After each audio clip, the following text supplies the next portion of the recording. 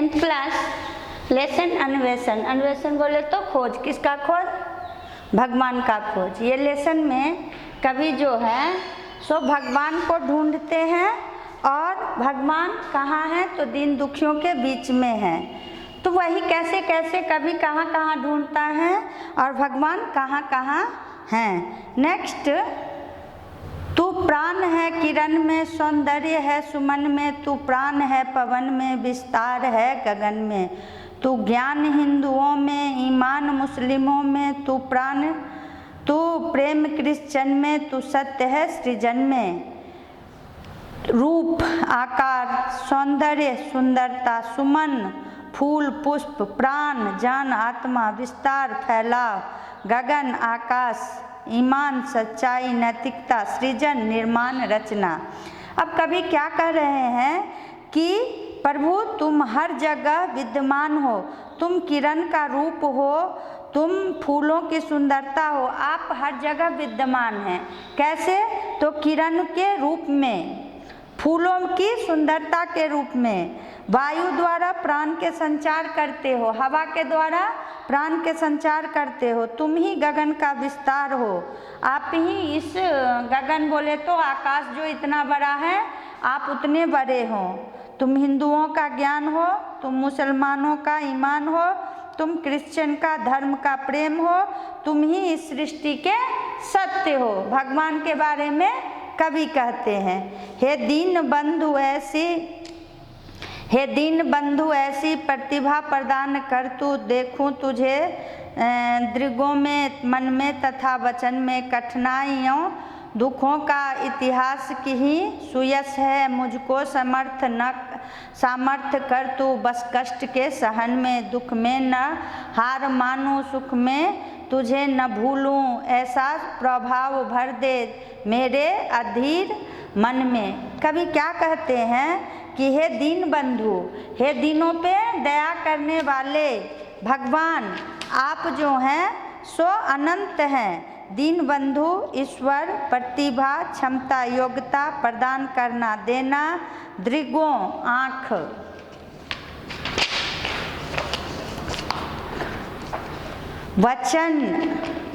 वचन बात कथन प्रभाव असर अधीर व्याकुल बेचैन भाव। त्रिपाठी जी का कहना है कि हे ईश्वर, तुम मुझे ऐसी प्रतिभा दो कि मैं तुम्हें हमेशा याद रख सकूं।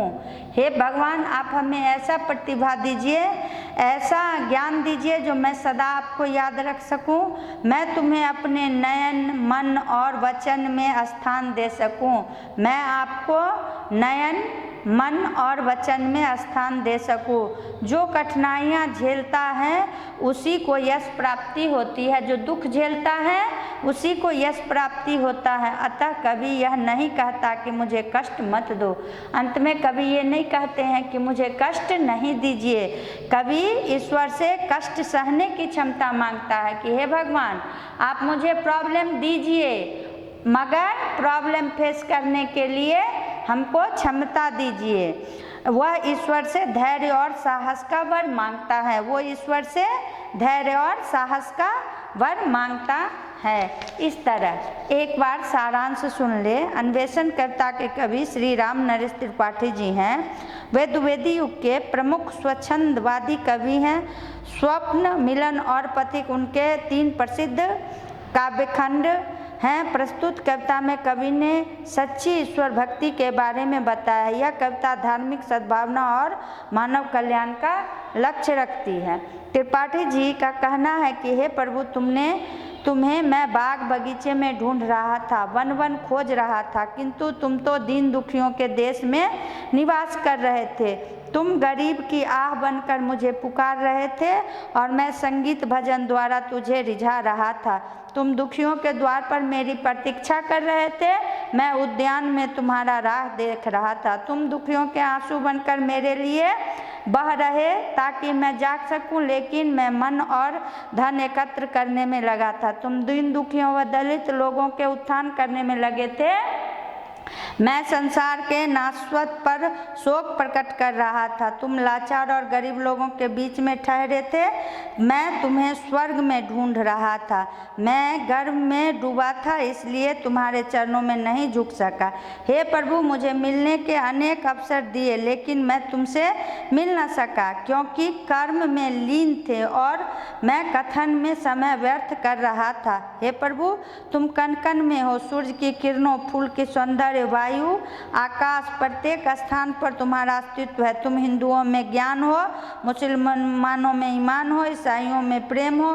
तुम इस सृष्टि के शाश्वत सत्य हो। हे दीन बंधु, तुम मुझ पर कृपा करो, ताकि मैं तुम्हें अपना नयन, मन और वचन में देख सकूं। कठिनाइयाँ झेलने वाले को ही वश मिलता है, अतः तुम मुझे संघर्ष करने की क्षमता दो। मैं दुख में भी मैं कभी ना हार मानूं, मैं सुख में भी तुम्हें न भूलूं। तुम मुझे ऐसी भक्ति भावना का वर दो।